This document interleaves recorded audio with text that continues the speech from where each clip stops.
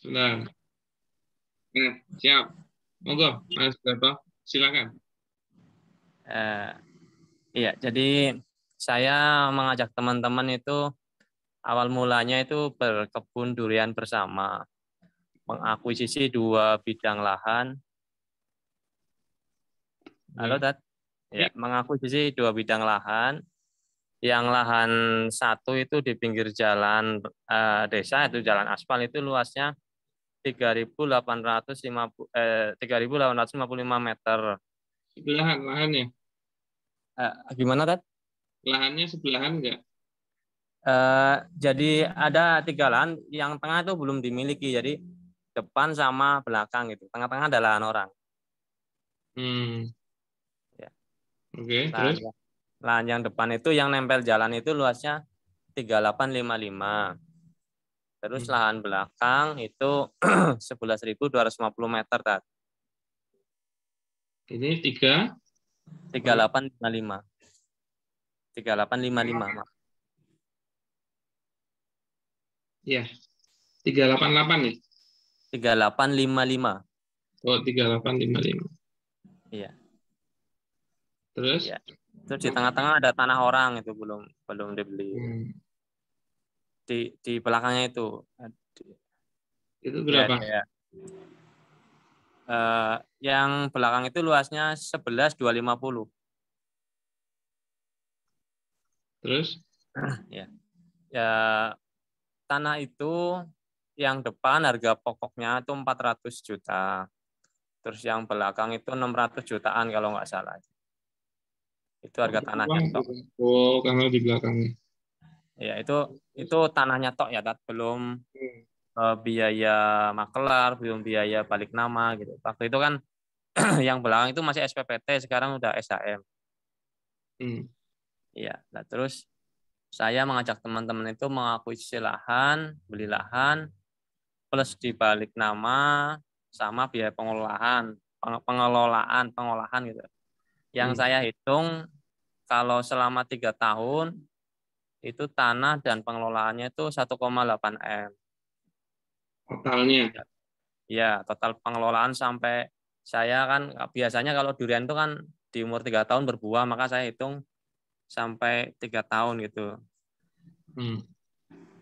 Iya, itu 1,8 M perhitungan saya lah. Problemnya itu muncul ketika baru sebagian orang yang masuk itu 300 jutaan. 300 juta orang masuk, terus saya DP-kan kedua orang itu, kedua pemilik itu, lalu karena dananya kurang, cuma 300 juta tok yang berminat, akhirnya masuk lagi investor bibit sama kurangnya dari PMT tadi. Hmm. Iya, Yang bibitnya berapa? 300 juta. Uang real 300 juta juga yang buat DP pertamanya gitu. Terus 600 Bibitnya, juta dari bibitnya itu udah dalam bentuk barang. berbentuk barang ya bibit.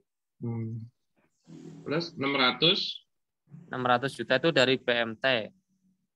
Nah, karena 600 juta kan BMT hitungannya itu ini kan jadi ketemu 900 gitu. 600 juta uang terus Ini. ketemunya 900. Ya. Ya. Dan mohon maaf itu 600 juta BMT itu kan jadi 900 gitu, apa namanya ya? Mudharabah ya. Ya. Jual beli kan. Iya. Terus Nah, terus yang sekarang problem itu muncul ketika uang itu saja nggak cukup karena kan 1,8 kan sebenarnya hitungannya. Maka saya ngeluarin uang tiap bulan itu untuk pupuk, untuk perawatan dan untuk tenaga kerja lah ya. Itu uang saya pribadi tiap bulan yang akhirnya masuk juga menjadi investasi gitu kan. hmm, Dihitung menjadi investasi. ya, terus yang mau didiskusikan gimana ini? Apa Yang ya? saya karena ini karena apa namanya?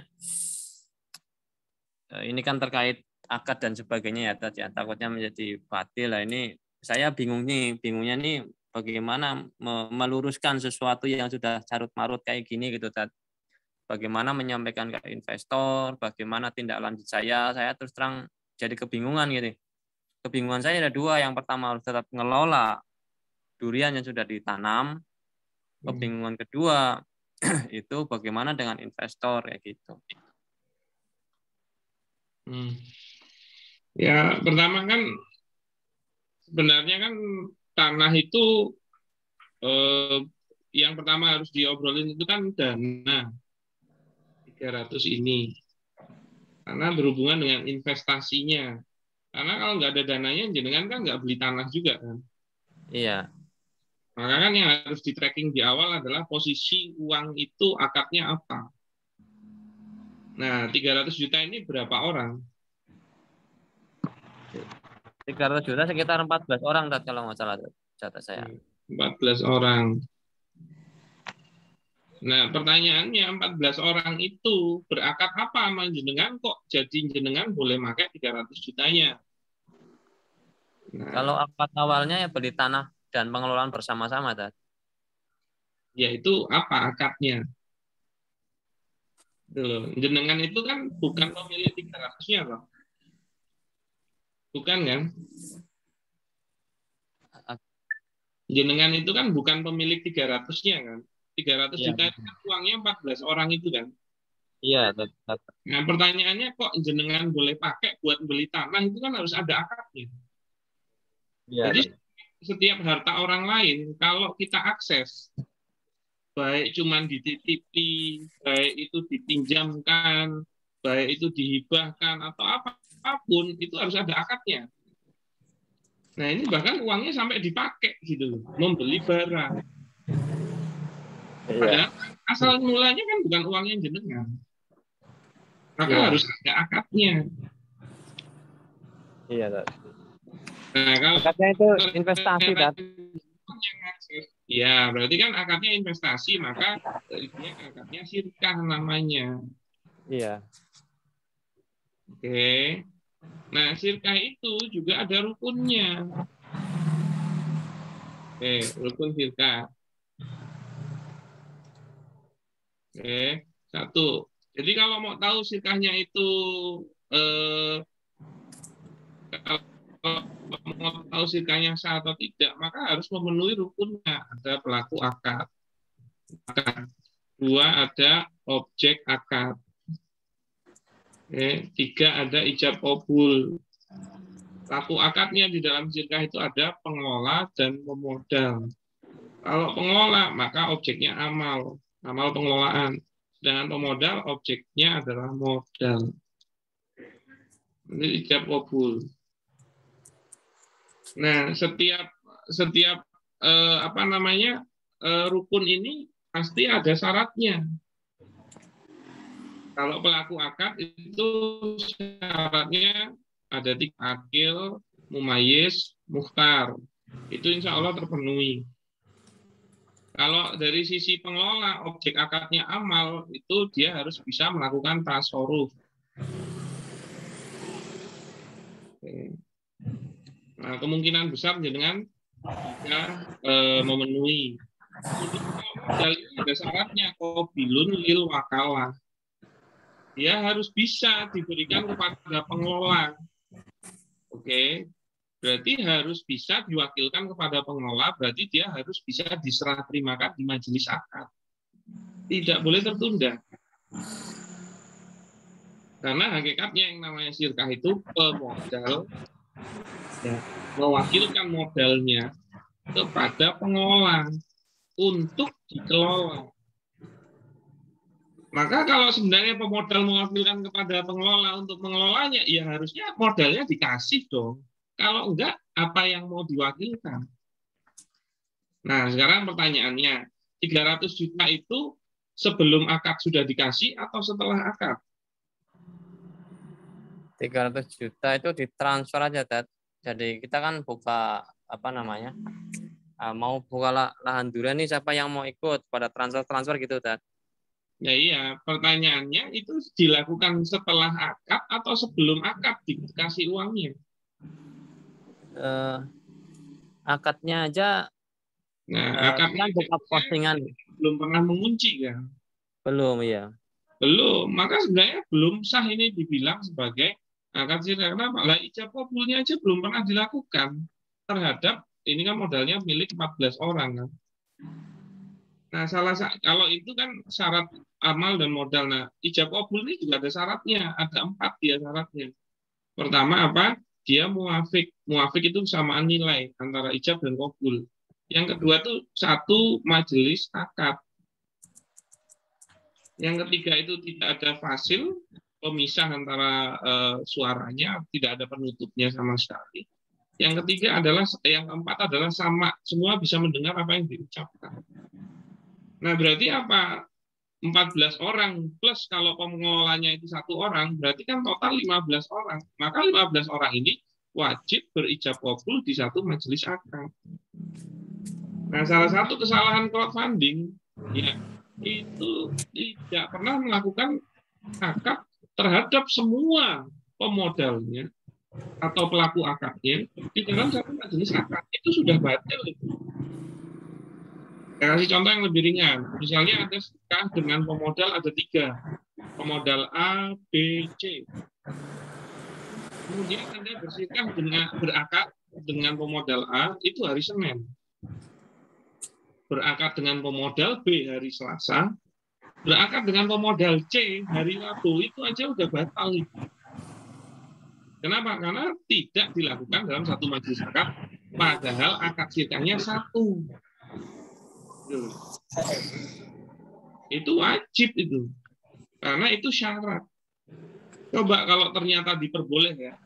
Pemodal A hari Senin, pemodal B hari Selasa, pemodal C itu hari Rabu. Coba kalau diperboleh. Bisa nggak kira-kira antar pengelola dengan pemodal A itu punya kesepakatan yang pemodal B nggak tahu. Pemodal A bilang, Bu, aku tambahin sedikit bagi hasilnya. Nanti kita begini. Yang ketemu sama pemodal B, buat kesepakatan lain lagi. Sama pemodal C beda lagi, padahal mereka satu akad gitu loh. Makanya nggak mungkin ada satu akad kok tidak satu majelis akad waktu melakukan ijab kabul ini. Nggak mungkin dong. Dan setiap orang harus tahu semua pelaku akad. Kalau ternyata itu ada 14 orang dan satu pemodal, ya 15 orang ini harus saling tahu. Oh, si A ikut toh, si B ikut toh. Begitu juga distribusi modalnya. 14 orang itu bisa jadi kan nilainya beda-beda. Setiap orang harus tahu itu. Kenapa? Lah karena mereka satu akad. Bisa nggak Anda berakad nikah dengan calon istri Anda, tapi calon istri Anda nggak pernah tahu maharnya berapa gitu? Nggak boleh ya? Iya. Makanya kan itu harus jelas di awal. Nah, kalau ternyata tidak pernah terjadi ijab kabul, ya berarti sirkahnya itu batal. Alias tidak pernah dianggap terjadi, tidak pernah ada nilai hukumnya secara syariat. Kan gitu. Maka tidak bisa dibilang 300 juta ini itu uang modal, nggak bisa. Kenapa? Karena mau diakui sebagai modal, nggak sah gitu loh. Ya kan baru bisa diakui jadi modal kalau terjadi akad sirkah yang sah. Dia kan baru bisa dinilai sebagai mahar kalau terjadi akad sirkah yang sah. Akad nikah yang sah. Dia baru bisa dibilang sebagai pembayaran apabila terjadi akad jual beli yang sah. Nah, kalau tidak pernah terjadi, nggak bisa dia dihukumi sebagai objeknya. Nah, tapi ternyata 300 jutanya ini yang tidak sah jadi modal, kok tetap dipakai jenengan buat beli tanah. Berarti dia tidak bisa dinilai sebagai akad modal dalam sirkah, berarti akadnya apa dong? Nah, karena sirkahnya tidak sah, jatuhnya ini adalah qard alias pinjaman. Gitu loh. Maka Anda dengan 14 orang itu, ya itu hubungannya adalah pinjam uang. Ke-14 orang itu dengan positioning dananya masing-masing, yang totalnya 300 juta. Yang akhirnya 300 juta ini Anda buat untuk DP tanah B sama A. Berarti harusnya tanah A sama B itu milik jenengan. Tapi kewajiban menyelesaikannya juga di jenengan. Oke. Ternyata jenengan berakad juga nih sama BMT biar datengin 600. Maka urusan 600-nya itu juga urusan jenengan. Tidak ada urusannya sama 14 orang itu. Nah, mereka hanya dikembalikan yang senilai. Kenapa? Karena hakikatnya adalah court. Nggak boleh ngasih tambahan malah. Kalau dalilnya kan kulu kordin jaro manfaatan bahwa riba. Setiap court atau pinjaman yang mendapatkan tambahan manfaat, maka dia riba. Tambahan manfaat itu bersifat overall, baik dalam bentuk uang, barang, ataupun jasa, itu semuanya tambahan manfaat. Gitu loh. Nah, maka apa? Maka kalau terjadi bisnis di tanah A sama B, ya hakikatnya itu milik jenengan. Dan jenengan juga punya urusan sama BMT yang harus diselesaikan. Yang mana menurut saya akad jual beli sama BMT-nya juga batil. Maka kalau dia minta ke 900 itu juga tidak sah. Kenapa? Karena sebenarnya yang diberikan BMT itu bukan murabahah atau akad jual beli sama jenengan. Kenapa? Karena 300 jutanya itu sudah jenengan sendiri yang bayar kepada pemilik lahan. Berarti uang 600 ini hanya talangan. Maka kalau talangan, boleh hukum asalnya, tapi nggak boleh dapat tambahan manfaat, yaitu margin dari 600 kok jadi 900. Yang dia 300-nya itu riba. Gitu. Bahwa uang saya juga kepake nih buat melihara durian endegang, endegeng. Ya silahkan, karena itu bisnisnya jenengan, tidak dihitungkan untuk siapa-siapa. Begitu juga dengan adanya bibit, ini utang sebenarnya, bukan jadi modal. Kenapa? Karena dia tidak ikut dari awal bahkan bibit itu. Oke. Berarti itulah total utang-utang yang harus diselesaikan, tapi aset dan bisnisnya itu milik jenengan. Maka kalau dia masih berupa aset, masih ada solusi dengan menjualnya, terus dikembalikan yang senilai. Kalau memang masih ada kelebihan, maka itu jadi keuntungan yang silahkan Anda miliki. Begitu Mas Darto. Ya, iya, Tat. Kalau akibat dari ini kan tanah ini dijual ya misalkan ya. Dijual itu kan ada keuntungan ya. Ya karena ini banyak orang yang awalnya adalah berkebun bersama atau akhirnya karena ya lama hasilnya. Berkebun bersamanya juga sudah tidak sah. Jadi kalau Anda memiliki bisnis bareng, oke, kepemilikan bisnisnya itu bukan milik satu orang gitu. Maka itu akadnya syirka. Pertanyaannya syirkanya sah atau enggak? Kalau enggak ya enggak bisa dibilang jadi milik bersama. Gitu loh. Kalau saya jadi manusia terus saya jual ada untungnya, saya kasihkan haknya gitu misalkan ada. Itu gimana, Tat? Ya dikembalikan senilai semua. Tanpa harus ada tambahan. Kalau ternyata masih kurang ya jenengan yang harus menyelesaikan, tapi kalau ada lebih ya monggo itu haknya jenengan. Iya ya. Syukron, Karena masih ada aset dan sebenarnya ini juga berbentuk properti ya tanah gitu ya lahan ya. Maka maka kalau sudah berjalan cukup lama itu berpotensi nilainya memang naik. Iya naik. Ya silakan aja. Gitu. Jadi yang lain itu juga harus paham. Malah kalau dia memaksakan diri meminta bagian dari bagi hasil, ya malah jadi riba itu. Begitu. Tapi kalau saya memberikan itu nggak apa-apa, Dad? Memberikan apa? Ya misalkan untung itu berapa kan ya selisihnya, nanti saya berikan Nggak ke. boleh, karena hukum asalnya dia jadinya court, hakikat awalnya itu court. Kalau sudah court itu, ya baik disepakati atau tidak, setiap tambahannya itu pasti riba. Nah, kalau tidak mau terkena riba, ini salah satu ya sebenarnya opsi yang bisa dilakukan. Selesaikan dulu hutang piutangnya. Lalu lain waktu silahkan kalau mau memberikan hal yang lain. Tapi jangan bilang, makasih ya kemarin sudah diutangi. Jangan bilang gitu juga. Oh iya. Ucapan terima kasihku, mohon maaf permasalahan yang kemarin. Padahal permasalahan yang kemarin court juga. Jangan bilang gitu. Gitu. Dan biasanya juga tidak berbentuk uang, dia berbentuk hadiah gitu. Nah, tapi monggo aja, intinya juga jenengan nggak ngasih juga nggak apa-apa. Lu kan ini salahnya kamu nawarin gini ini, iya tidak totally salah jenengan, salah mereka juga nggak paham gitu. Kalau mereka paham tuh nggak bakalan sembarangan invest ke jenengan. Jadi ini sebenarnya salah semuanya. Tuh. Ya. Bersama ya, tapi ya. Ya, jadi ada positioning istilah solusinya itu ada, tapi harusnya didasari dengan sesuai syariah dan semua sepakat. Gitu. Jangan terus enggak, saya nggak sepakat dengan cara syariah. Pokoknya, udah itu susah.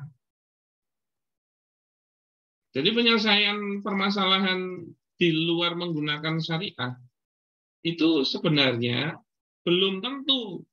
Jadi dia itu memang sepertinya bisa selesai di urusan dunia, tapi di urusan akhiratnya belum selesai gitu. Dan yang dikhawatirkan di dunia pun ada menzolimi hak-hak satu dengan yang lain. Jadi sebenarnya rugi kalau mau menyelesaikan masalah tidak berdasarkan syariah. Iya, rugi dunia akhirat. Ya, nah makanya lain waktu itu beramal dulu, berilmu dulu baru beramal. Iya, Dad. Pelajaran batin itu buat saya.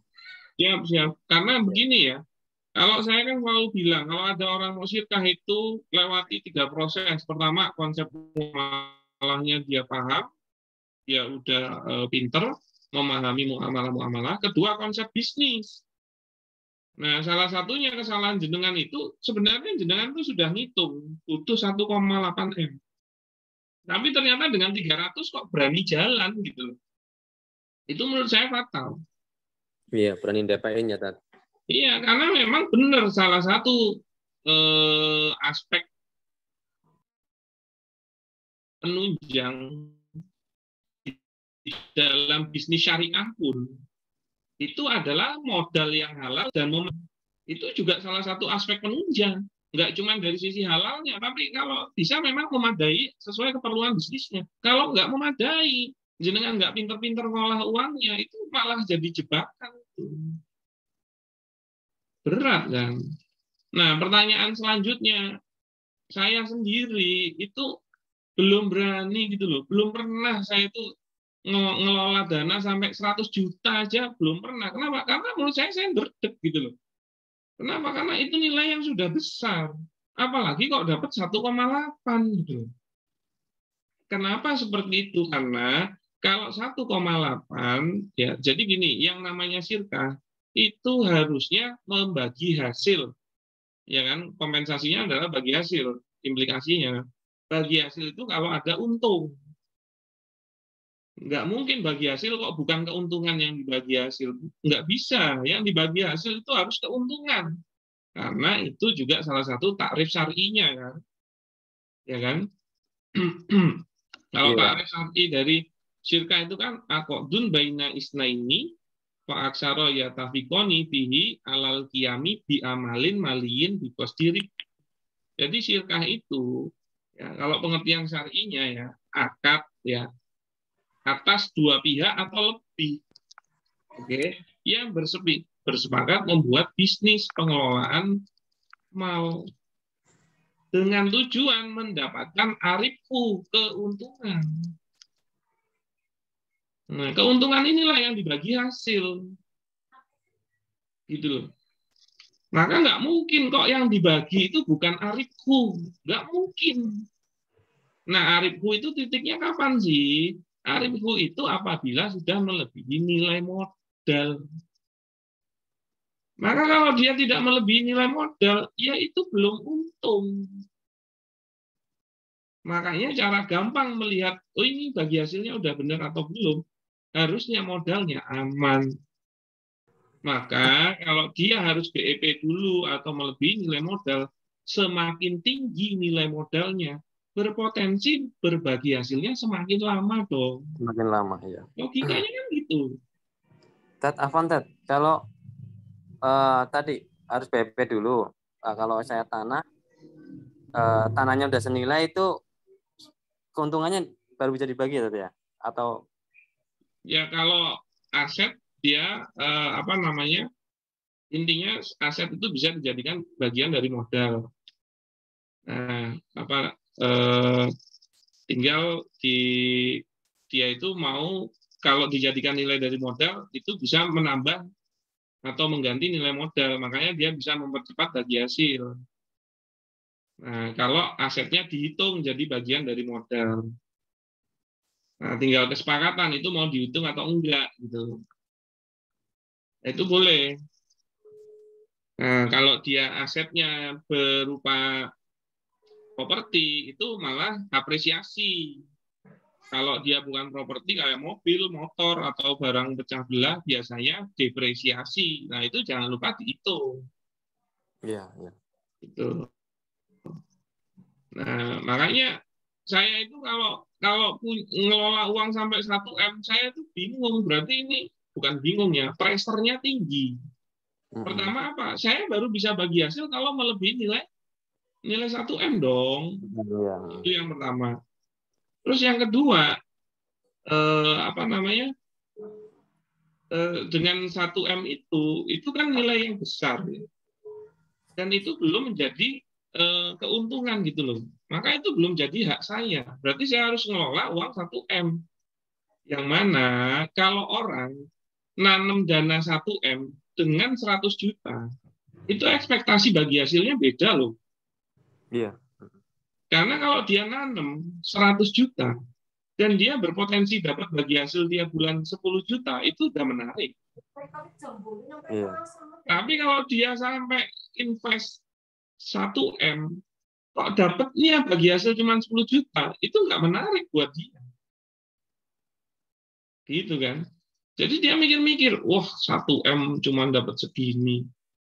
Apalagi ternyata cuma 5 juta, apalagi ternyata rugi. Yo, pressure no kayak gitu. Iya, benar. Begitu Mas Darto. Iya, Ted, syukron, Ted, atas penjelasannya. Oke. Nah, silakan. Monggo yang lain, ada yang mau bertanya? Boleh, silakan. Tadi udah ada yang resen. Pak Zainuddin lebih dulu. Siap, Zat. Assalamualaikum warahmatullahi wabarakatuh. Waalaikumsalam warahmatullahi wabarakatuh.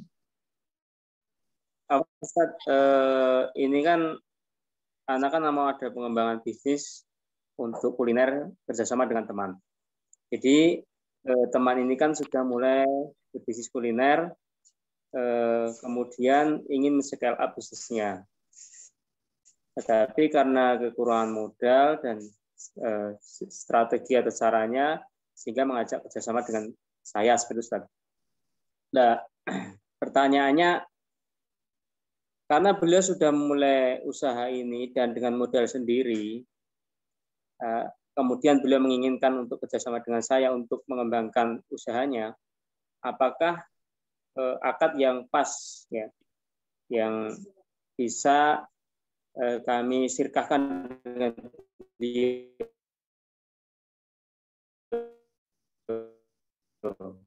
Kebetulan kami itu Afwan agak putus suaranya. Afwan tadi agak putus-putus suaranya.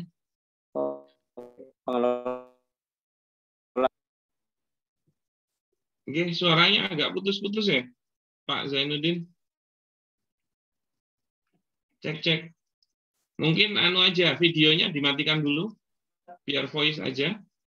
Videonya dimatikan dulu, nggak apa-apa, biar voice aja. Ya. Ya.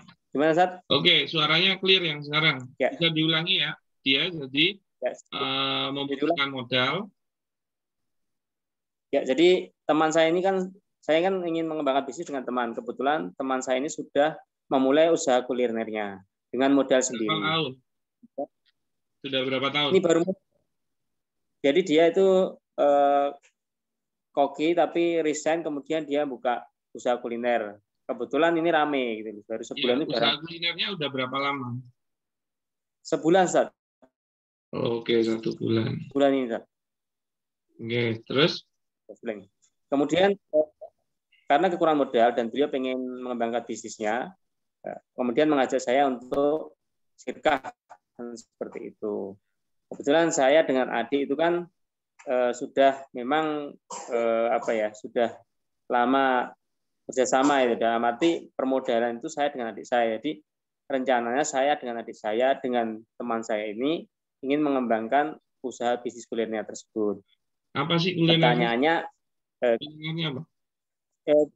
Soto. Oke. Ya. Jadi kecil ini, enggak terlalu besar modelnya, insya Allah. Jadi apakah akad yang pas ya, untuk bisa kami sirkahkan? Karena di sini teman saya tadi sudah membuka usaha, sudah mulai usaha dan pakai modal sendiri. Sedangkan saya di sini akan masuk bersama adik saya untuk penambahan modal, dan di sini saya juga menjadi pengelola. Jadi nanti saya juga menjadi pengelola, adik saya jadi pengelola, dan teman saya jadi pengelola. Jadi nanti share modal dan sama-sama kerja seperti itu, Ustaz.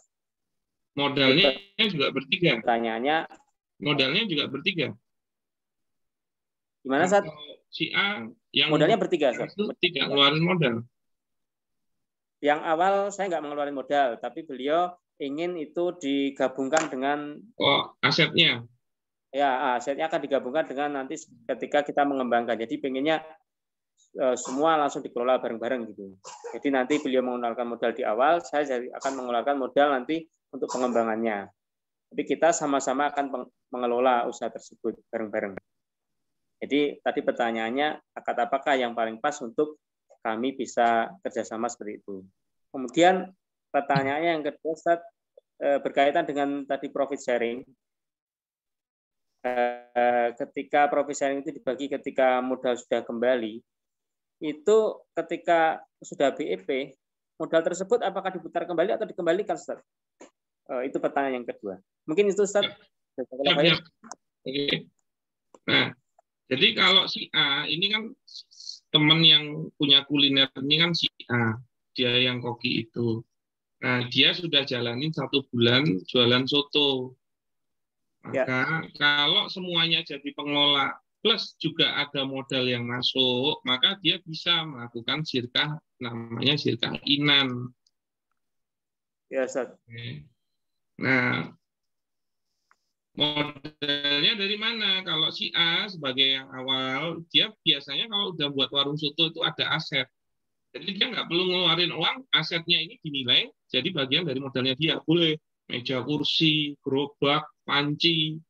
Tapi ingat, kalau sekalinya itu dijadikan modal, harus dihitung berapa nilainya dan jadi milik sirkahnya sekarang, bukan milik dia pribadi. Oke. Misalnya dihitung 10 juta alat-alat itu. Silakan. Kemudian jenengan sebagai si B itu ngeluarin berapa? Misalnya 10 juta juga, tapi dalam bentuk uang. Silakan. Misalnya si C, adik jenengan juga ngeluarin 10 juta dalam bentuk uang. Silahkan. Maka total modal adalah 30 juta. Nah, itulah yang nanti akan diakadkan. Maka akadnya bisa sirkah inan. Begitu Pak Zainuddin. Oh, ya, Ustaz. Oke. Tapi ingat loh ya, udah untuk jadi modal. Hasil profit sharing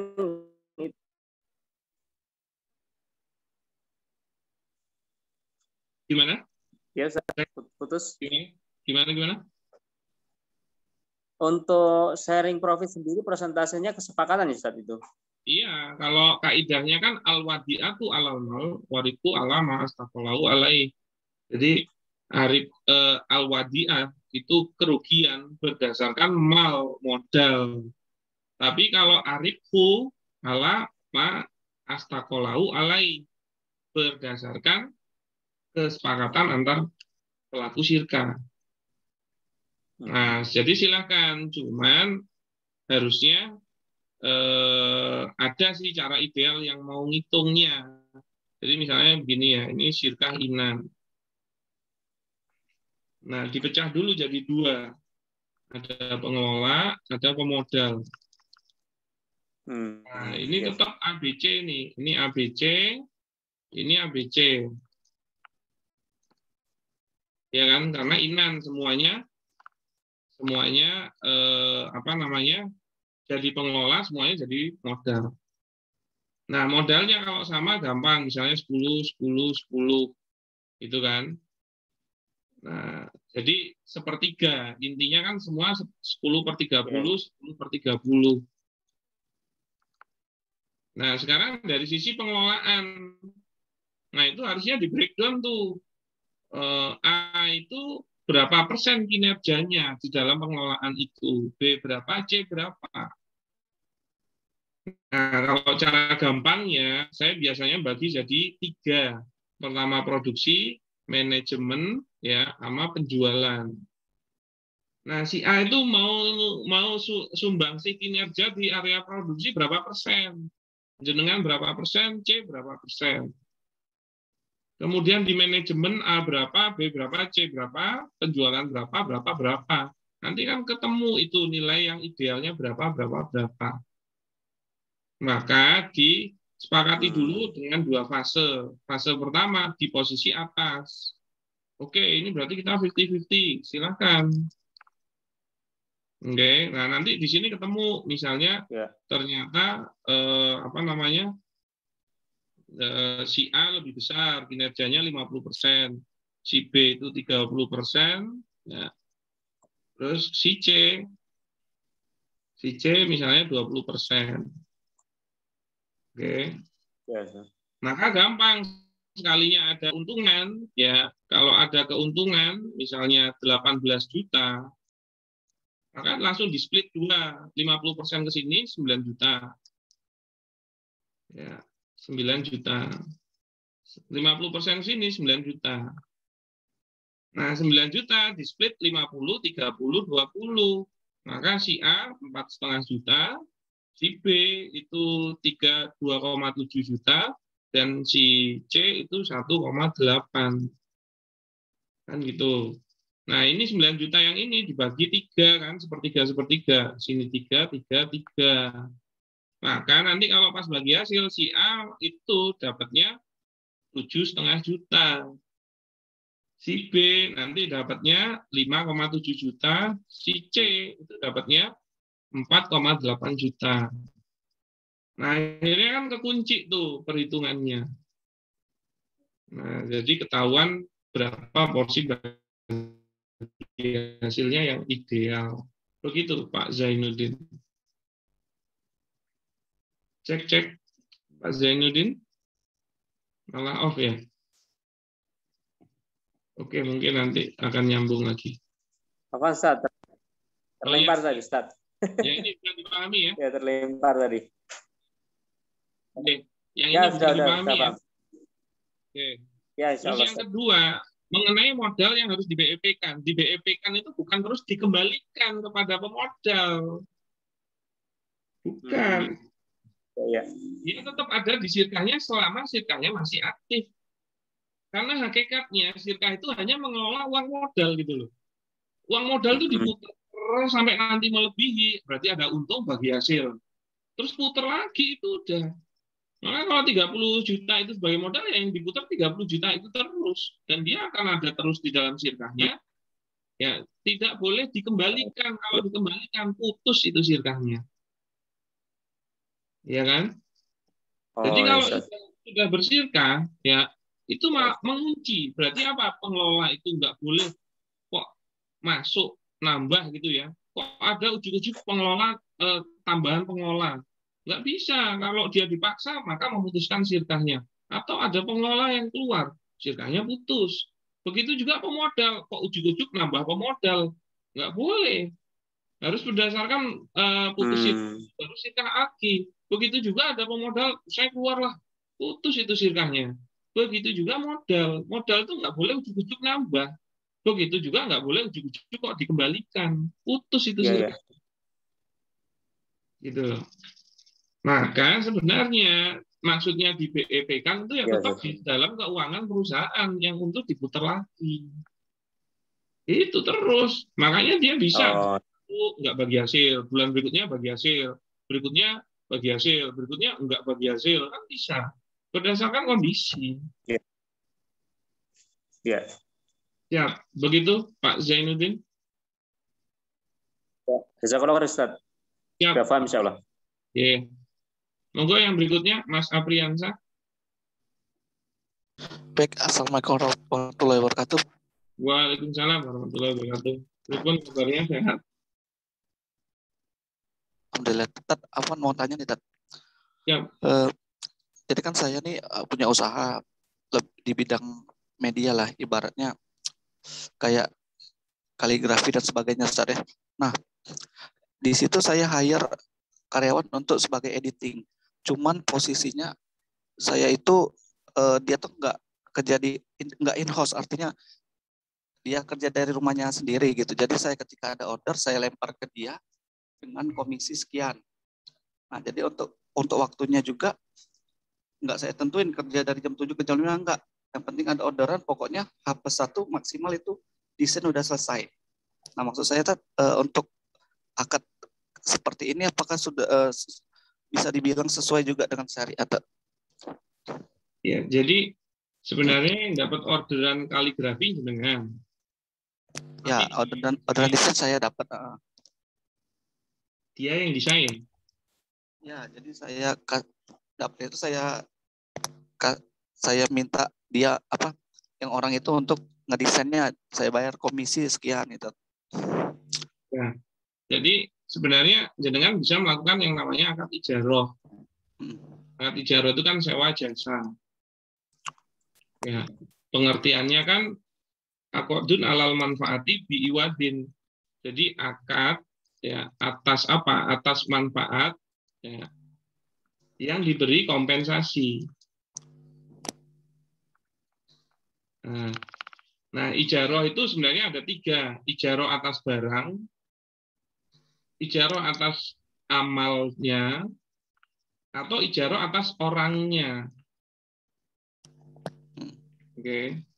Nah, kalau ijaroh atas orangnya, itu kayak pegawai in-house tadi itu loh. Jadi dia harus ada jam kerjanya. Ya. Pegawai yang di dalam perusahaan secara tetap dia jam kerjanya. Nah, kalau yang amal aja itu kayak misalnya kita datang ke tukang jahit tapi bawa kain gitu. Tolong jahitin dong gitu kan. Nah, itu sebenarnya yang kita sewa amalnya saja. Tolong jahitin dong. Oke, berapa lama jadinya? 2 minggu. Maka kita nggak perlu tahu kapan dia ngerjainnya, yang penting 2 minggu jadi. Ya. Tapi kita nggak bisa dia jam kerja. Kalau yang disewa adalah amalnya. Makanya dia nggak rutin atau dia bahkan menolak bisa. Karena dia tidak terikat dia tidak terikat jam kerja. Nah, terhadap desainer itu jadi kita mengaplikasikan ijaroh yang atas amalnya. Itu bisa. Pokoknya sampai selesai tak bayar segini. Jadi sebenarnya bukan komisi ya. Atau gaji. Nah, cuman berdasarkan per amal. Nah, ya untuk desain udah selesai baru saya kasih uangnya gitu. Ya, nggak enaknya apa? Dia itu tidak terikat jam kerja atau hari kerja. Maka kalau ternyata maaf Mas, saya seminggu ini mau libur, nah itu boleh dia nolak jenengan. Beda kalau dia pegawai itu dia sudah memang tiap hari harus masuk, ada jam kerjanya, ada nggak ada pekerjaan, dia tetap dapat gaji. Gitu loh. Nah, silahkan diukur dengan keperluannya sendiri-sendiri. Oke, siap. Itu. Oke, syukran, jelas. Ya. Oke. Oke, syukran Pak ya. Oke. Nah, Ya, ini Assalamualaikum. sebelum masuk ke diskusi yang berikutnya, saya mau menginfokan sedikit. Sebentar ya. Sebentar ya.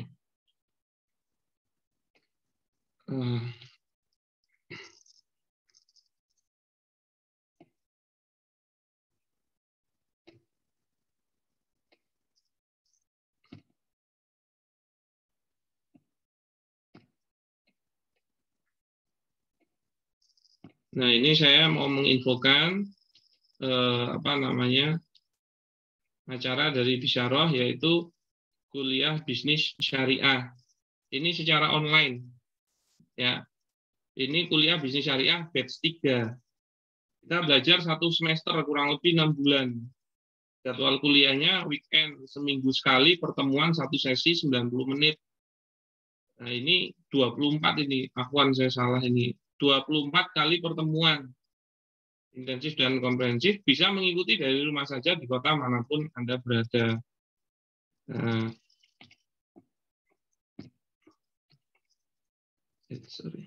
Nah,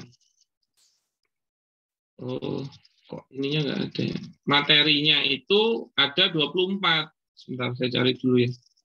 Materinya nggak ada.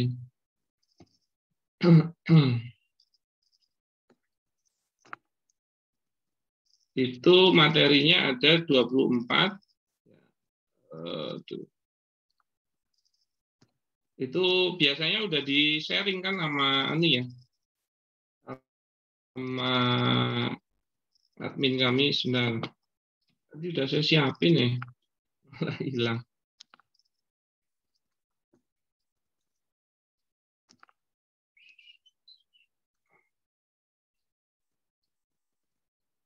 Atau enggak saya copy aja ininya.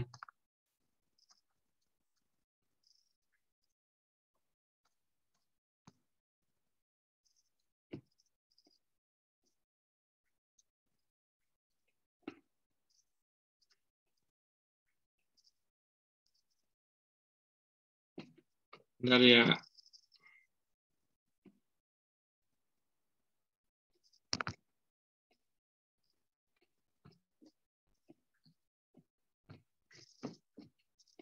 Oke. Nah, ini. Nah, kuliah bisnis syariah, batch 3, materinya saya sendiri. Nah, materi-materinya itu ada 24 nih. Pertama, dari kaidah bisnis dalam Islam.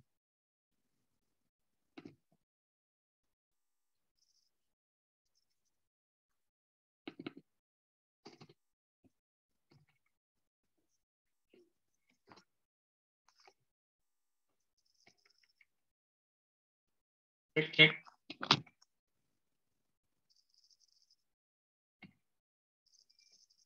Cek, masuk ya suara saya ya? Masuk, Ustaz. Masuk. Enggak, kok tadi ngeblank.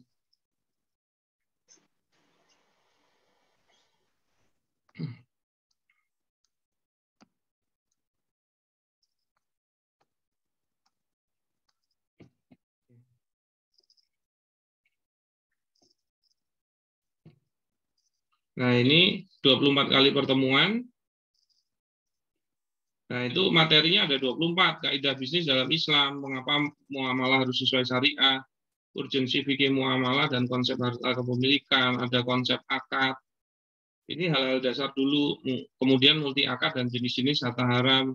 Kemudian ada akad jual beli pesanan dan istisna, ya, salam dan istisna, persyaratan jual beli tempo, dropshipper, akad ijaratul ajir, akad utang piutang, riba, akad gadai, pengalian hutang, perwakilan, samsara, jualah, wadiah, kemudian sirka-sirka dan lain-lain.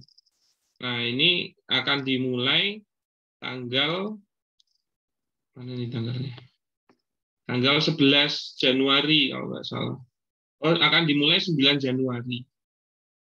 Nah, sebelum 9 Desember itu masih early bird, harganya di 400.000 plus bonus buku. USA udah sirkain aja. Nah, kalau pembayaran normalnya di 650. Ini untuk sekalian 6 bulan loh ya. Nah, bisa juga kalau mau ngangsur 3 kali atau 5 kali. Nah, nanti untuk lebih lengkapnya bisa kontak ke admin kami. Nah, itu ada salah satu testimoni dari Pak Robi. Pak Robi ini Kudus.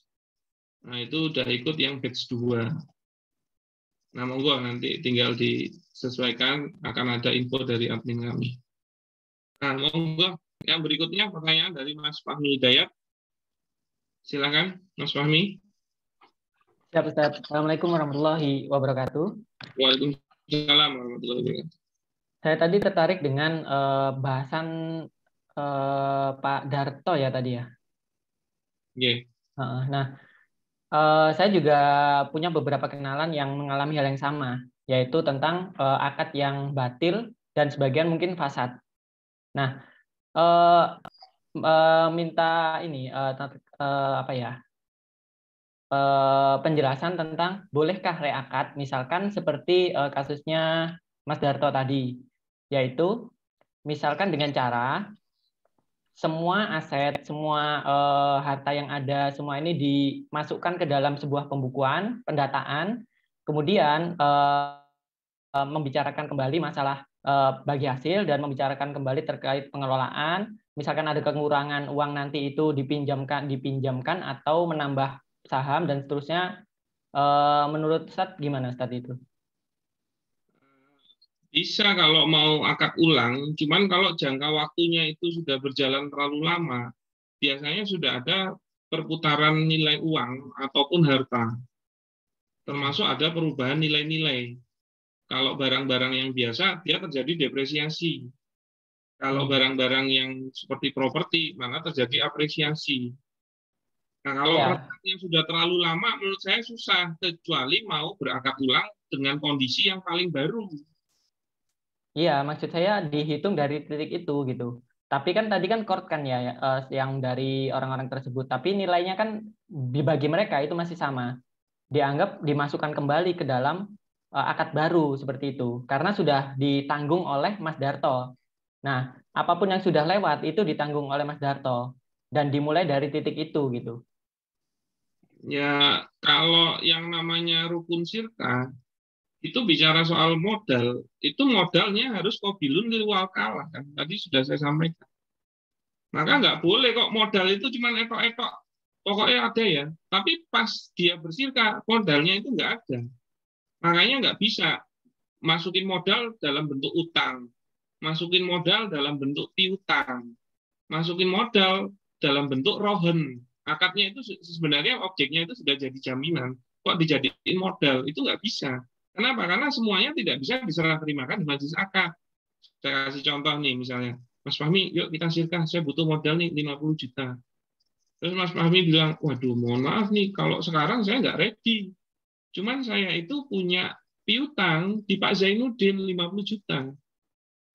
Udah deh, kita sirkah, saya pakai piutang saya di Pak Zainuddin 50 jutanya. Itu nggak bisa. Kenapa? Karena uangnya nggak ada. Hanya nilainya saja. Lah saya ini butuh uang 50 juta buat bisnis. Kok malah dikasihnya piutang? Lah terus ngapain kita sirkah? Lah yang mau saya kelola yang mana? Makanya kenapa syarat qabilun lil wakalah ini diberikan oleh para ulama agar memang bisa diwakilkan kepada pengelola. Nah, pertanyaannya pada saat urusannya Mas Darto ini diposisikan seperti itu, tidak bisa kalau ternyata Mas Darto belum bisa mengembalikan 300 jutanya. Kalau dia sudah kembalikan 300 jutanya, baru bisa akad ulang kalau kondisinya kayak gitu. Oh, berarti titik nolnya itu satu itu adalah harta orang-orang itu sudah ada lagi. Kemudian harta yang dari yang BMT tadi kayaknya juga masih juga apa? Dibilang modal BMT itu sebenarnya. Pinjaman sebenarnya. Pinjaman. Nah, makanya kan udah ruwet. Harusnya diselesaikan dulu secara hak-hak. Kalau memang Mas Darto sudah bisa kembalikan 300 jutanya, silahkan kalau memang akhirnya modalnya mau digunakan untuk akad ulang. Oh, Oh, berarti ya kerugian dan semuanya tadi itu ya menjadi tanggung jawab Mas Darto tadi ya, untuk misalkan menyelesaikan itu. Permasalahannya. Dan sebenarnya Mas Darto nggak wajib harus menjual lahannya dulu, enggak. Misal dia bisa mendatangkan pinjaman 300 juta dari pihak yang lain. Udah kembaliin tuh. Jadi dia ada utang 300 lagi ke pihak yang lain. Tapi untuk kemarin teman-teman yang dia posisinya mau jadi pemodal tapi salah itu, kan modalnya utangnya kan udah dikembaliin tuh 300 juta. Nah, itu dibuat akad ulang silahkan. Termasuk nanti buat beli lahannya Mas Darto yang tadi dia sudah beli itu boleh juga. Nah, jadi memang kalau pemodal, kalau masukin modal. Nah, di titik itu berarti sebenarnya kalau ya barang hutang nggak boleh dijadikan modal ya? Nggak bisa. Oh, iya. Gitu loh. Makanya syarat ini kan harus terpenuhi nih. Iya, Dan iya, memang iya. itu mengunci, makanya nggak bisa etok-etok. Makanya saham kosong itu juga nggak real. Ada direksi dikasih saham kosong. Ingat ya, saham itu sebenarnya nilai penyertaan modal. Maka dia baru bisa dibilang punya saham, harusnya loh ya, secara real, itu kalau dia masukin modal. Nah, ternyata dia itu posisinya jadi direksi gitu loh. Direktur yang digaji sebenarnya. Ini kesalahan PT kan. Digaji, tapi dikasih saham kosong. Oke, saya kasih saham kosong 5%. Itu kan nggak real. Si direktur itu nggak pernah masukin uang senilai 5% dari total nilai saham. Kok bisa-bisanya dibagi gitu. Nah, urusannya apa? Besok kalau bubar, dia dapat harta dari perusahaan 5%. Padahal nggak pernah masukin harta sama sekali dari awal. Berarti itu kan manipulasi. Jadi kan nggak boleh modal itu etok-etokan. Wes pokoknya dianggap aku punya modal 10 juta ya. Ya nggak iso loh. Namanya pemodal adalah pemilik modal. Dia bahkan nggak boleh pakai hartanya orang lain untuk diakuin sebagai modal. Itu kan nggak bisa. Jenengan mau jualan HP, tapi bukan HP-nya jenengan. Bisa nggak jenengan bilang jadi penjual HP itu? Oh iya, ya. Nah, maka harus real. Itulah bedanya di dalam Islam. Bisnis itu harus real. Nah, kalau kapitalis bisnis non real itu dibabat semua. Padahal itu kan cuma valuasi apa semua. Iya. Gitu Mas Fahmi.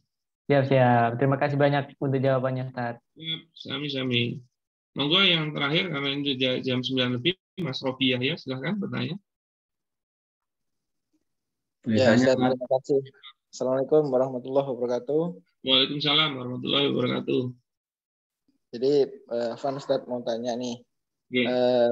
Ini kasus ya yang terjadi di lapangan. Itu ada teman Ustaz punya usaha kontraktor begitu, sudah jalan.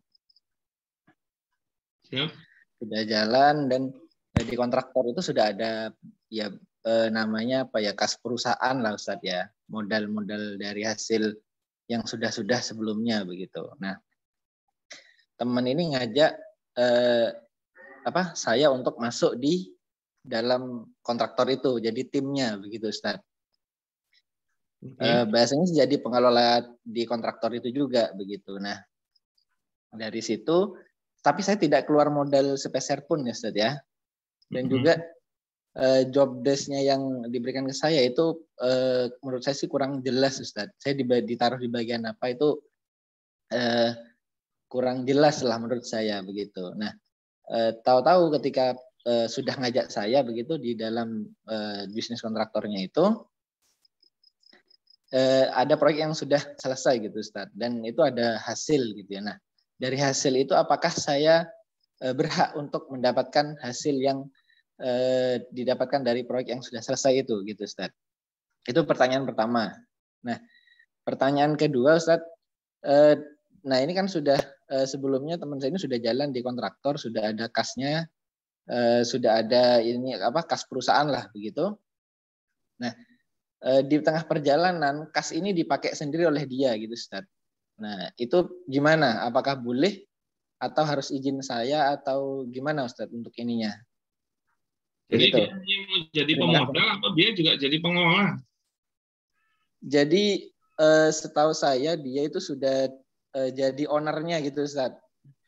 Iya. Jadi sebenarnya dia tetap cuma mau jadi pemodal atau dia juga masih ikut ngelola? Ikut ngelola juga. Oke. Jadi gini ya, saya pahamkan dulu. Jadi kalau sirkah, oke, itu harus ada bisnisnya, wajib. Makanya nggak boleh ada orang sirkah kok nggak ada implementasi bisnisnya. Atau malah untuk kegiatan tabaruk itu nggak boleh. Yuk kita sirkah ngapain, sedekah Jumatan. Itu kan bukan kegiatan bisnis. Nggak boleh. Dia harus akad-akad tijaroh, akad-akad bisnis. Nah, nanti kalau ada orang melakukan bisnis ya atau ada perusahaan berbisnis, maka dia berpotensi dapat untung. Ya. Nah, makanya kalau dirunut, untung ini milik siapa toh? Untung itu gara-gara kegiatan bisnisnya. Oke. Ya, Nah, Ustaz, bisnisnya ya. itu hasil dari apa? Oh, dari sirkahnya. Oke. Sekarang ditanya, sirkahnya ini milik berapa? Milik siapa sih? Oh, ada si A, ya. Ada si A, ya. Sebentar. Nah, ada si A, ada si B, ya kan? Nah, si A ini pengelola, si B itu pemodal, misalnya begitu. Iya. Ya. Nah, kalau kita runut, untung ini jadi milik siapa? Jadi miliknya si A masih B. Makanya terjadi bagi hasil. Kan gitu. Iya, betul.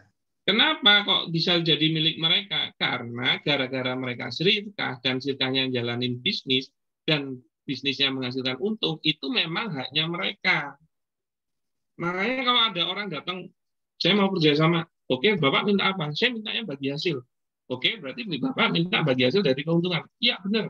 Oke, berarti Anda harus memiliki, jadi pemilik bisnis dong. Gitu loh. Kenapa? Karena yang berhak atas untung itu bisnis owner. Kan gitu. Maka baik pengelola maupun pemodal itu adalah bisnis owner. Makanya pengelola itu boleh bilang, itu bisnis milik saya. Oke. Pemodal juga bilang, itu bisnis milik saya. Boleh. Kenapa? Karena gara-gara mereka sirkah, akhirnya mereka jadi pemilik bisnisnya. Kan gitu. Nah, sekarang saya tanya, bisnis jenengan sama teman jenengan, itu miliknya siapa? Dia sendiri atau milik jenengan berdua? Nah, itu dia yang saya pertanyakan, yang saya juga bingung, Ustaz. Kalau awalnya kontraktor atau bisnis kontraktor itu punya dia begitu. Cuma di tengah perjalanan dia ngajak saya untuk ikut mengelola bisnis itu juga gitu, Ustaz. Tetapi saya tidak keluar modal gitu. Ternyata Anda bersirkah, ya. Kalau ternyata Anda bersirkah, ya, itu berarti harus berbagi terhadap kepemilikan bisnisnya. Dia mau enggak? Gitu loh. Ya. Karena kalau dia mau bisa sirkah. Tapi kalau dia merasa enggak, ini tetap bisnis saya. Anda cuma saya hire. Berarti Anda nggak jadi pengelola namanya, tapi ijaroh. Nah, bedanya apa sama pegawai? Pegawai itu akadnya ijaroh. Maka kalau ijaroh itu tidak berbicara apa? Tidak berbicara tentang kepemilikan bisnis dong. Kan cuma pegawai. Iya kan? Ya. Sekarang saya tanya, oke, kalau pas untung, ya, maksud saya begini, kalau pegawai, baik untung maupun rugi, tetap digaji nggak? Ya, betul, tetap digaji, Ustaz. Makanya dia nggak berhubungan dengan kepemilikan bisnis. Makanya pegawai boleh nggak minta bagi hasil? Nggak boleh. Kenapa? Karena bukan pemilik bisnis. Ya, betul. Oke. Nah, kalau mau jadi pemilik bisnis, silahkan. Tapi akadnya harus sirkah. Nah, sirkah itu potensi posisinya kalau nggak pengelola, pemodal. Itu doang. Maka kalau pengelola objeknya amal, kalau pemodal objeknya modal. Dan satu pihak boleh jadi dua posisi itu. Mau jadi pengelola kah atau pemodal kah? Atau pengelola plus pemodal. Tapi jadi dia harus mengeluarkan dua objek. Baik amal maupun modal. Kan gitu. Ya. Makanya kalau dia sudah akadnya sirkah dan dia jadi pemilik bisnis, dialah yang berhak atas keuntungan. Tapi ingat, sekalinya Anda pemilik bisnis, itu satu paket, nggak cuman untungnya doang. Kalau terjadi rugi, itu tetap jenengan yang nanggung. Makanya kalau sudah sirkah kok bagian rugi nggak mau nanggung, ini kan nggak boleh. Ya, betul. Kok enak bagian untung minta bagi, sekalinya rugi nggak bisa balikin modalku sesuai yang awal. Kok enak kan gitu. Nah sekarang untuk kasus jenengan, sebenarnya mau ditanyakan, dia itu mau berbagi kepemilikan bisnisnya atau enggak? Mau, Ustadz. Mau. Jadi yang saya pahami, dia mau berbagi bisnisnya itu. Jadi berarti pemahaman ini dia juga keluar modal plus tenaga. Saya keluar tenaga aja gitu berarti, Ustadz. Nah, termasuk dalam berarti sirkah bisnis ini. Bisa sirkah, cuman sirkahnya ada skemanya enggak? Ya kan? Nah, ini kalau di materi saya itu seperti ini.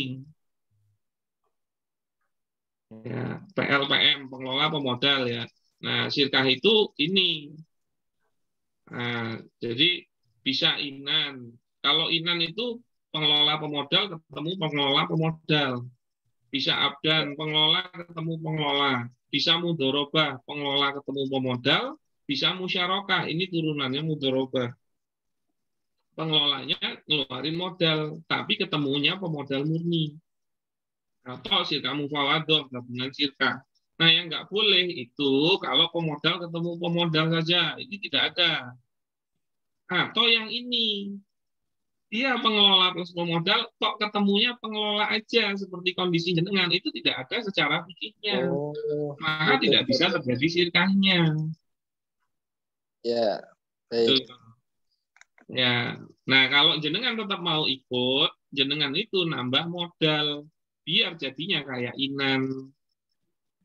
Wah, ini keliru berarti Ustadz. Ya, maafkan Ustadz ya.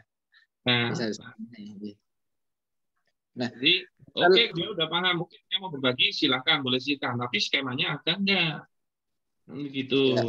Nah, berarti misalkan saya mau begitu juga, berarti selama ini meskipun dia mengambil uang perusahaan bahasanya karena saya ikut di situ berarti tidak perlu izin saya pun tidak masalah Ustadz, karena itu nggak ada skemanya gitu ya. Berarti tidak ada sirkah gitu ya. Dia juga pengelola dan sama-sama mengelola modal, ya harus atas seizin bersama dong. Wong dia itu mau kasbon. Dan ingat dia bukan ngambil modalnya loh ya, dia kasbon. Nah, itu. Bukan ngambil modalnya, ingat tadi sudah saya jelaskan, sekalinya modal diambil atau dikembalikan, putus itu sirkahnya. Ya, oke Ustaz. Berarti ada pemahaman yang keliru berarti ini. Iya, makanya sirkah ini sebenarnya halnya luas. Oke, dan belajarnya enggak sebentar, terutama jadi pengelola. Kalau di materi saya itu minimal 3 sesi memahamkan sirkah 6 jam. Gitu loh. Nah ini 5 menit minta langsung paham, yo susah.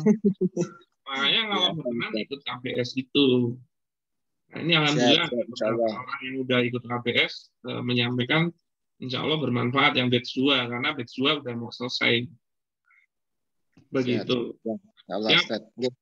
Syukran Ustaz, jazakallahu khairan. Kami.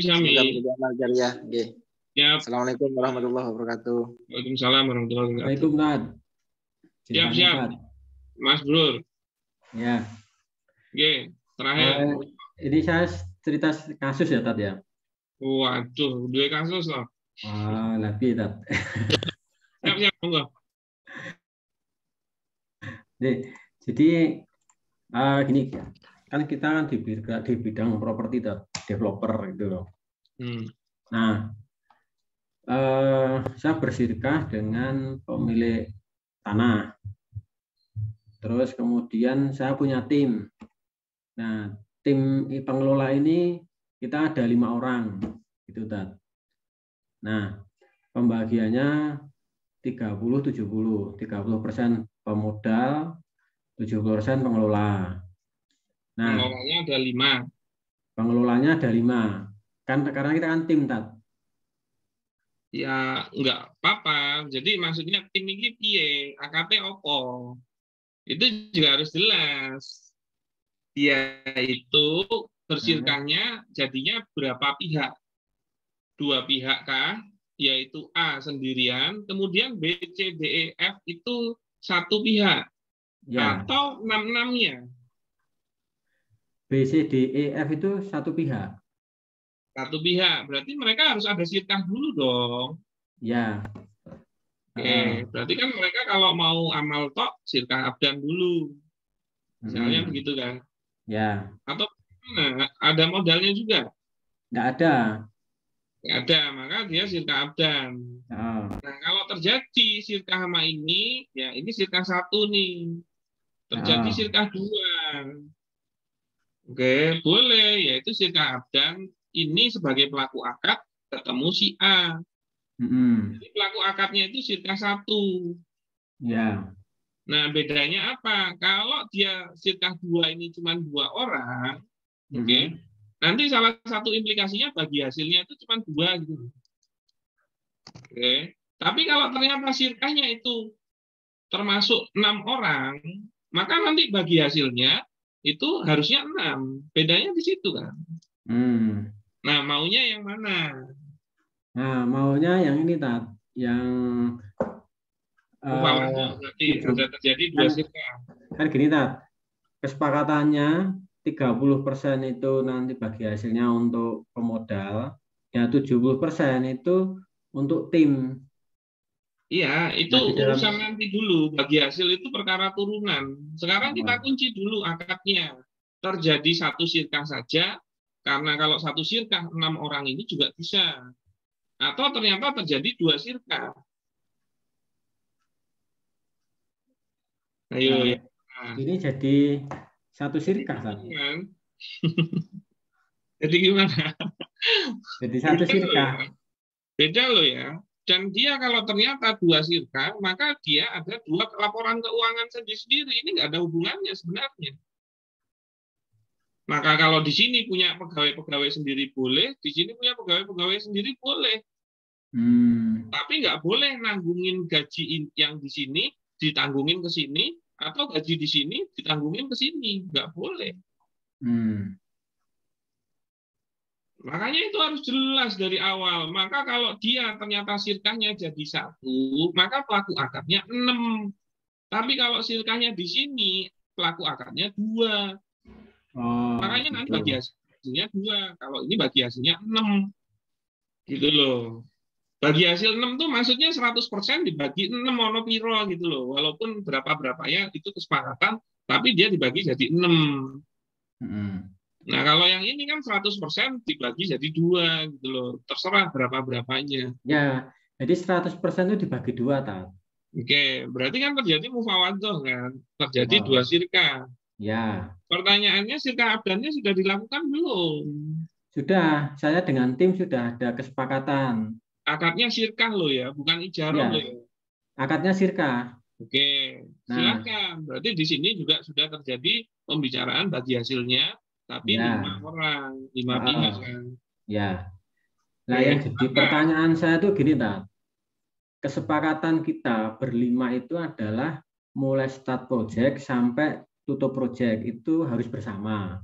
Nah, tetapi ketika dalam perjalanan, kalau di antara berlima itu ada yang mengundurkan diri karena mungkin pindah kota atau pindah tempat tinggal, itu kesepakatan kita adalah hasil bagi hasilnya itu berkurang, gitu. Berubah gitu. Berkurang. Misalkan ya 5 orang itu kan kalau 100% berarti kan 20%-an, Tat. Ya, misalnya dibagi 5 langsung. Ya. Nah, karena salah seorang itu dia sebetulnya masih pengen bergabung dalam tim, tapi karena dia ada keperluan yang tidak bisa ditinggalkan, dia harus pindah keluar kota. Kinerjanya menurun. Menurun karena dia nggak ngapa-ngapain itu. Akhirnya diputuskan dia cuma dikasih 4%. Seperti itu. Tetapi ketika dia mengundurkan diri, ya sudah, saya sudah nggak lanjut sirkah. Itu langsung 0 dikeluarkan dari sirkah. Kalau kinerjanya dia menurun, ya jadi kan kalau mau sirkah kan ada item keempat, yaitu apa? Harus ada berapa bagi hasil yang disepakati. Nah, tapi bagi hasil ini bukan rukun. Dia faktor penjelas terhadap berapa potensi bagi hasilnya. Maka mengubah bagi hasil di tengah jalan itu tidak memutuskan sirkahnya. Karena dia masuknya ke hukum ja'li. Bukan ke hukum wad'i. Oke, ini dipahami dulu nih. Maka kalau setiap pelaku akad itu sepakat penyesuaian terhadap bagi hasil dan semuanya sepakat, boleh bagi hasil itu dirubah tanpa harus memutuskan sirkahnya. Oke. Makanya kalau ada sirkah, dia sudah bersirkah, tapi kok belum menyepakati bagi hasilnya, itu bukan batal sirkahnya, tapi fasad. Ya. Bedanya apa? Kalau fasad tinggal diperjelas. Oke, berapa bagi hasilnya nih? Ternyata kita belum. Tanpa harus akad ulang. Beda antara akad batal sama akad fasad itu beda. Nah, maka mau merubah bagi hasil di tengah jalan, kalau semuanya menyepakati boleh, dan kalau mereka semua paham filosofi sirkah, itu mudah sebenarnya mengubah bagi hasil itu. Kalau sama-sama paham filosofi sirkah, karena mereka bercampur, maka mereka akan lihat, oh benar kinerja dia naik, wajar kalau dia minta naik bagi hasilnya. Oh, aku kinerjaku menurun, wajar kalau aku sebenarnya dikurangi bagi hasilnya. Tapi ingat, ya itu semua gara-gara semuanya tetap berkinerja. Nggak boleh kok dia bilang saya pindahkan saya pindah tempat dan maaf saya udah nggak bisa ngurus lagi, tapi saya nggak putus, saya dapat 4% nggak apa-apa. Itu juga nggak bisa. Kenapa? Karena dia harus tetap berkontribusi dong, walaupun jauh. Tinggal masalah manfaatnya, bisa melalui online, bisa sebulan sekali ngeliat. Jadi kalau dia benar-benar udah nggak ngasih kinerjanya, walaupun disepakati bagi hasilnya, sebenarnya udah nggak boleh. Wong dia nggak ngasih objeknya dia kok. Itu loh. Maka yang jenengan sampaikan terhadap pindah tempat dan nggak putus, dia tetap dapat 4%. Lah kok enak. Orang ngopo-ngopo untuk betang persen. Tapi gini, Tapi kalau dia dan meminta putus, maka nggak dapat apa-apa. Nggak bisa gitu.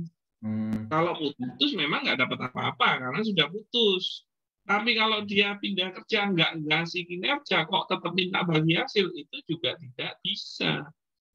Maksudnya gini, kan start itu bersama-sama. Nah, di tengah-tengah perjalanan itu qadarullah dia harus pindah kota gitu loh, Tat. Ya silakan, ini bukan masalah itu sampai pertengahan itu kan harusnya kan dia juga dapat bagi hasil lah gitu loh. Nah, kemarin disepakati itu karena nggak lanjut, karena dia juga ngawali dari awal sampai di pertengahan jalan, ya sudah disepakati dia dapat 4%. Lah iya, berarti dia tuh nggak ada objek tuh, modal orang. Ya. Orang. Lah kok iso entuk iki ngopo? Ya karena dulu pernah berkontribusi sejak awal. Nah, itu kan hal yang lalu. Sekarang saya tanya, jenengan punya pegawai, baru bangun perusahaan nih, jenengan hire pegawai, oke? Emang terus kalau 2 tahun berikutnya jenengan nggak lanjut sama pegawai itu salah nggak? Ya enggak, no. Enggak dong. Wong akadnya terserah kan kesepakatan. Terus dia bilang, Pak, Bapak kok kayak gitu, Pak? Kalau dulu nggak sama saya, nggak kayak gini loh jadinya. Saya kok nggak dihitung toh tidak diapresiasi terhadap manfaat saya. Lu kan udah dapat gaji tiap bulan. Ya berdasarkan manfaat Anda yang dulu ya terhadap apa yang didapatnya yang dulu dong.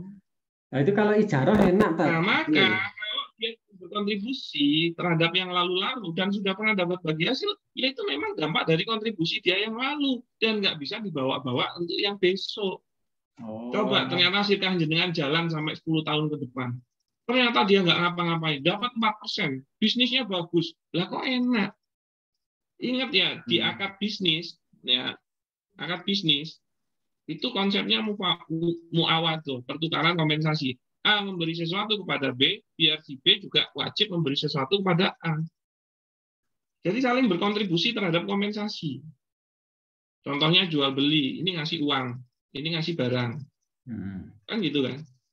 Nah ternyata itu Si A itu nggak mau ngasih uang, bisa nggak dapat barangnya? Ya enggak, no. Nggak bisa, no. Nah sekarang kok dia orang kerja, orang ngopo-ngopo, kok tetap itu 4%, ya orang iso, no. Nah, kemarin gini Iya. lah, kesepakatannya karena kasihan.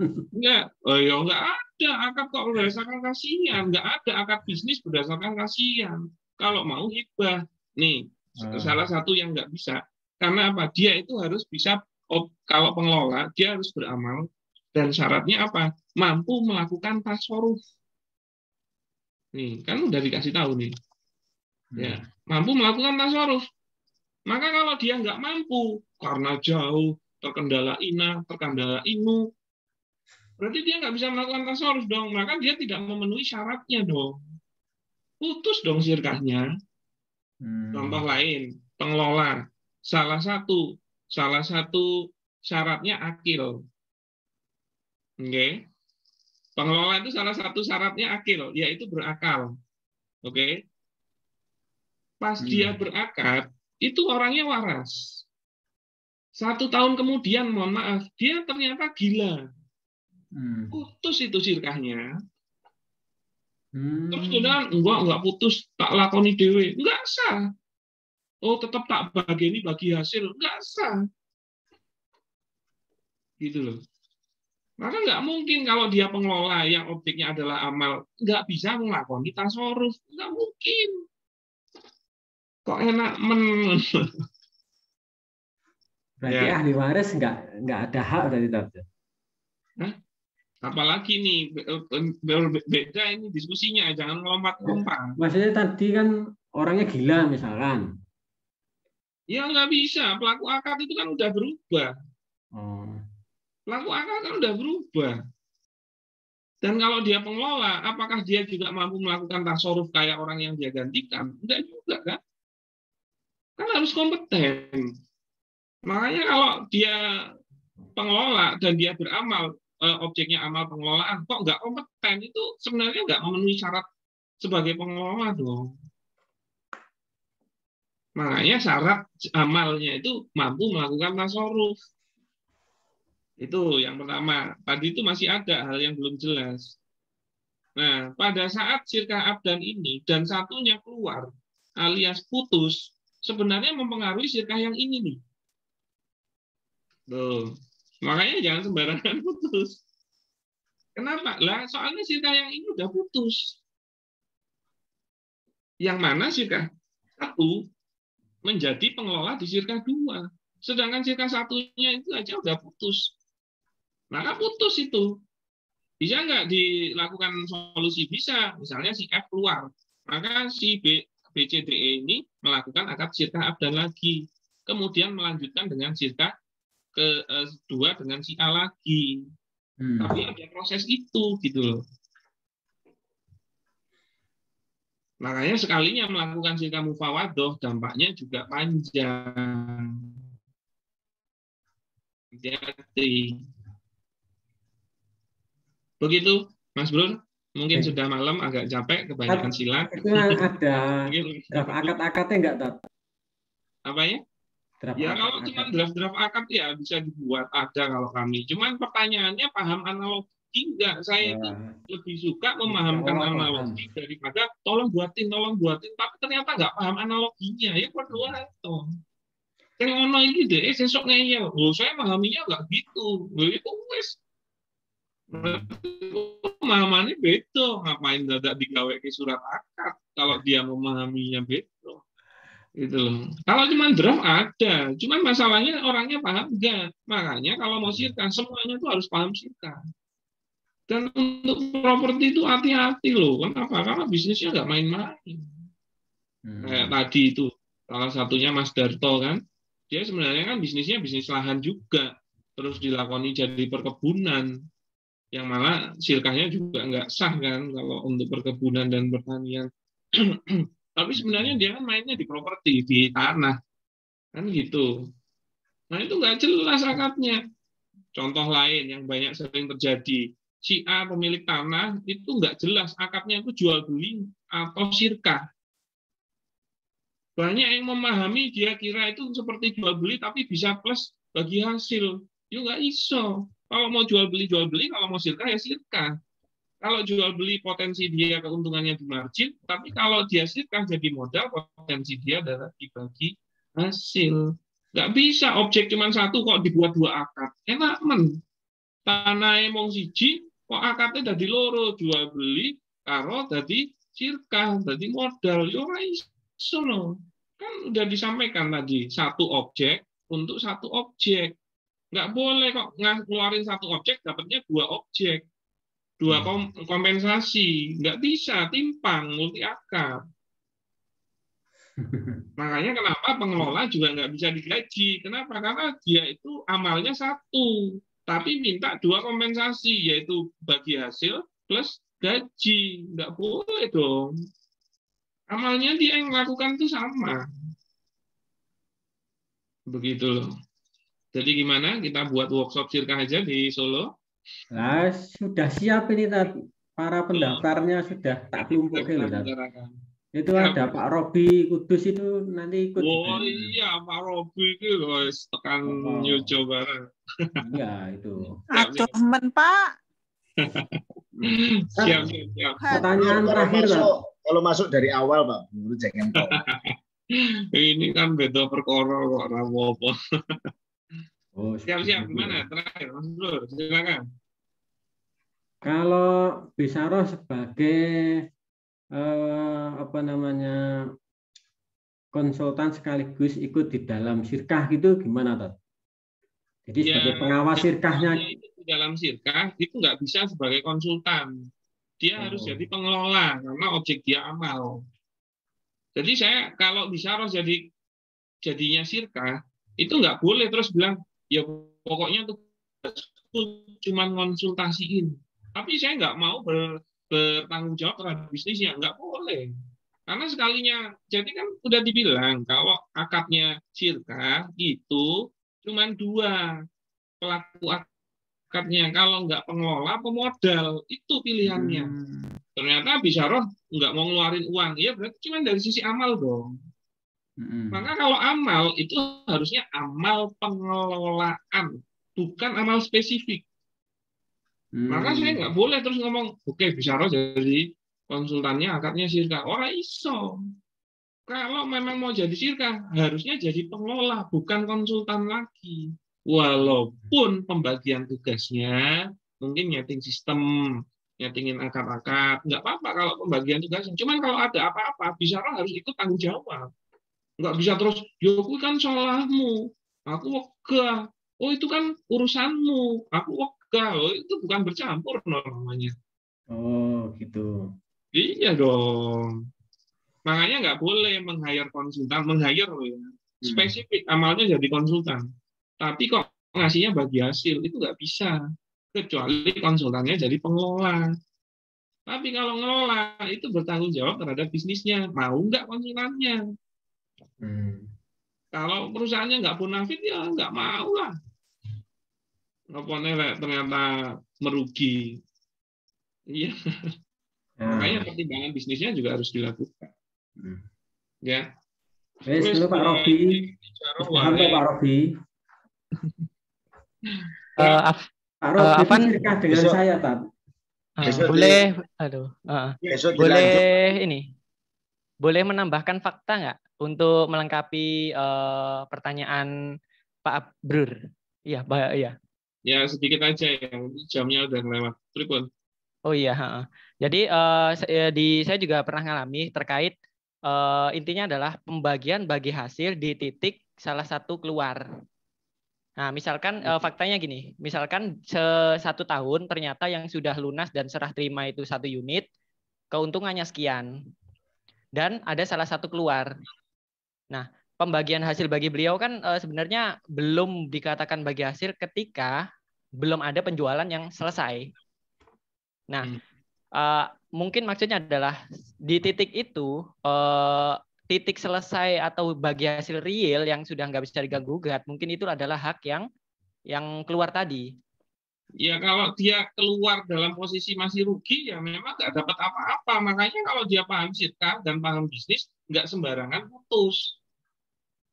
Dia harus pertimbangkan dari sisi bisnisnya, karena memang pada saat dia keluar belum untung, ya dia nggak bisa maksain bagi hasil tuh. Ya, apabila ada jual beli yang bersifat tempo itu terjadi piutang, ya piutangnya diperhitungkan jadi bagian dari harta. Kalau memang tetap dengan piutang itu melebihi nilai modal, maka ada keuntungan, tapi dalam bentuk piutang. Maka tinggal dibagi positioning piutangnya. Nah, besok kalau pas dibayar, dia terdistribusi kepada dia. Nah, itu maksud mungkin kasihan itu di situ, Pak Brur. Ya, enggak, ini mau ngasih terus ini. Pak Brur kan orangnya baik, ya. Nggak kerja, nggak apa-apa, tak kayak terus. Oke. Begitu hitungan ya. Bisnis ya emang kuncinya tadi itu. Loh, keuangan. Ini bisnis, makanya kan di pengertian syar'i terhadap syirkah itu harusnya menjalankan bisnis, diamalin maliin.